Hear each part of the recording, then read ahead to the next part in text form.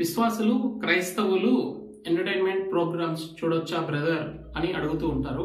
వారికి నా సమాధానం, ఎఫెసీయులకు రాసిన పత్రిక 5వ అధ్యాయము 4వ వచనం 6వ వచనంలో ఈ విధంగా రాయబడి ఉంది.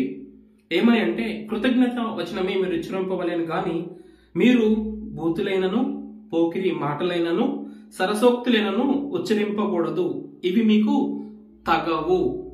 దేవుడు వాక్యం సెలవిస్తుంది ఏమని? బూతులైనను సరసోక్తులైనను పోకిరి మాటలైనను అవి మీకు తగవు అని ప్రభు యొక్క వాక్యము సెలవిస్తుంది. 6వ వచనంలో ఈ విధంగా రాయబడి ఉంది, వ్యర్థమైన మాటల వలన ఎవడు మిమ్మను మోసపరచ నీయకుడి అని ప్రభు యొక్క వాక్యం సెలవిస్తుంది. వ్యర్థమైన మాటలు టెలికాస్ట్ చేసే ఏ ప్రోగ్రామ్స్ క్రైస్తవులు చూడకూడదు. పోకిరి మాటలుతో నిండి ఉన్న ఏ ప్రోగ్రామ్ను విశ్వాసులు చూడకూడదు. సరసోక్తులతో నిండిన ఏ ఫిలిమ్స్ క్రైస్తవులు గాని విశ్వాసులు గాని చూడకూడదు. ఇది నా మాట కాదు, దేవుని యొక్క వాక్యం ద్వారా మీకు తెలియజేస్తున్నాను.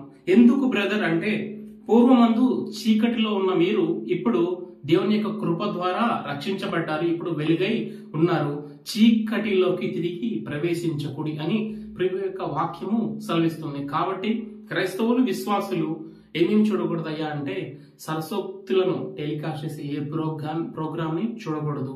బూతులైనను మీ మనస్సును పాడు చేసే చెడ్డ మాటలతో నిండిన ఏ ప్రోగ్రామ్ ను చూడకూడదని దేవుని యొక్క వాక్యము తెలియజేస్తుంది.